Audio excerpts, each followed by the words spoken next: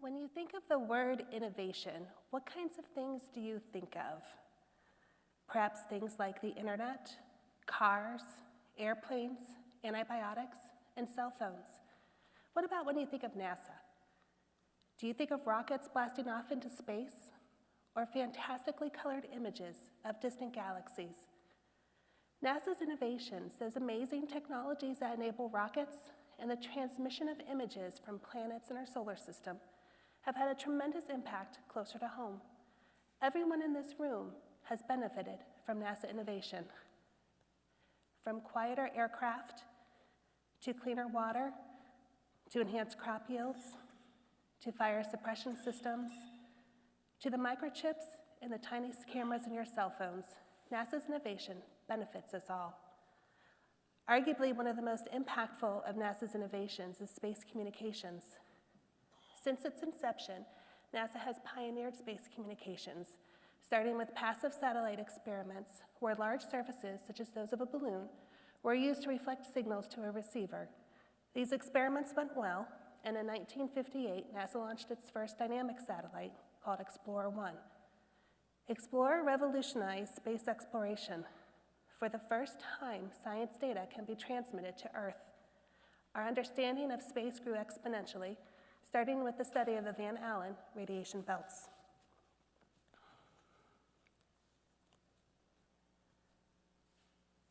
NASA's disruptive work in space communication continued with a partnership with the Canadian Department of Communications to develop the Communications Technology Satellite.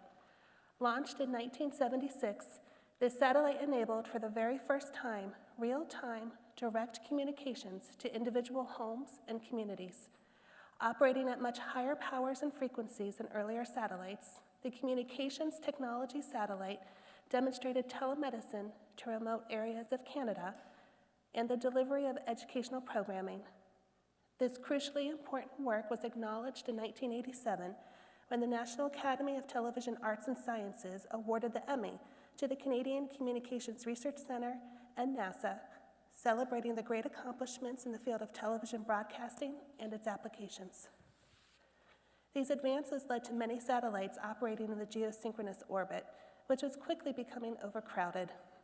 Plus, commercial companies were seeking greater communications capacity to support many services such as high-speed, high-security financial transactions and wireless mobile networks for consumers.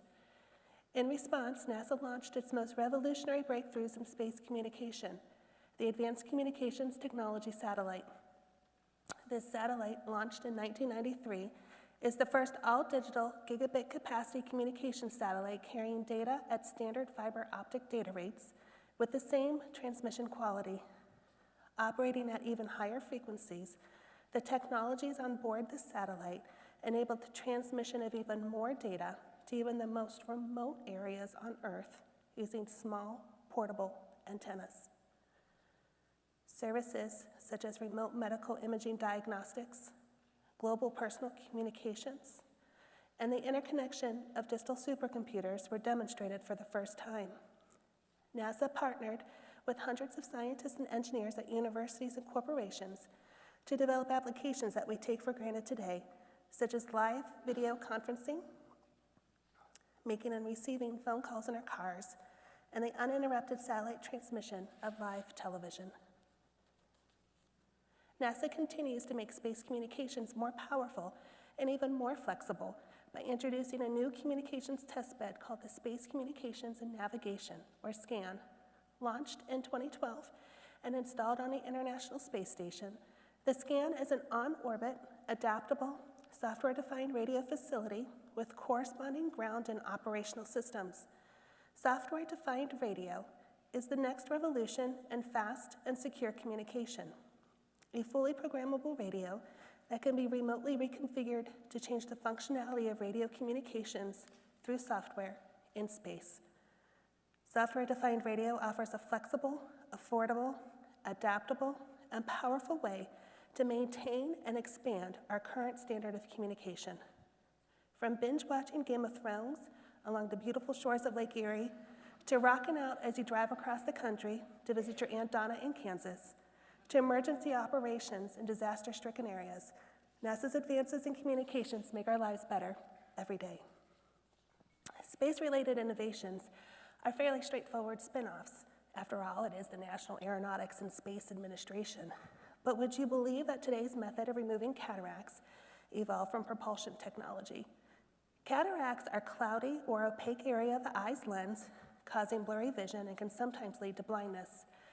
Earlier methods to remove cataracts involved some gruesome techniques that required a large incision, many stitches to keep the lens in place, and a 10-day hospital stay. In the 1970s, a local eye surgeon determined there had to be a better way. He partnered with the Retina Foundation of Boston and NASA Glenn to apply advanced technology in the fields of fluid mechanics, high-speed rotating machinery, miniature mechanisms, pumps, seals, and bearings to develop the first tiny cutter pump, a device that macerates the cataract through a small incision in the cornea and pumps the liquefied material from the eye. The cutter pump is driven by a tiny turbine and includes a pressure regulator to maintain ocular pressure during the procedure. Today's method, called phacoemulsification, is based on the same principles but uses ultrasound to macerate the cataract. When you're not feeling well, you may go see your doctor. He'll take a good look at you, listen to your heart and lungs, peer into your eyes, ears, and nose, and maybe even order some blood and urine tests for good measure. But what happens if you fall ill in space?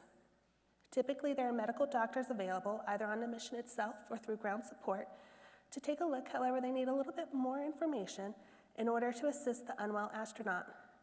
NASA is actively developing remote monitoring technologies to enable real-time health diagnostics to keep our astronauts in optimum health.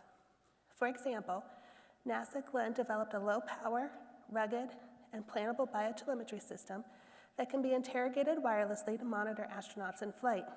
NASA Glenn's licensee, Endotronics, took this novel system and is developing the technology to remotely monitor patients with heart failure. With this system, patients can spend more time at home doing the things they enjoy. Also, their doctors and caregivers can be alerted of any problems so the patient can receive care before requiring an extensive hospital stay. Blood and urine analysis are difficult in a microgravity environment, so having an easy, fast, and accurate health diagnostic that can be conducted using a drop of blood in a simple handheld machine is highly desired. DMI is developing a novel handheld laboratory capable of complete blood analysis in a reusable package. The Our Health system is a universal biomedical laboratory for performing blood and urine analysis in orbit rather than relying on ground-based analysis.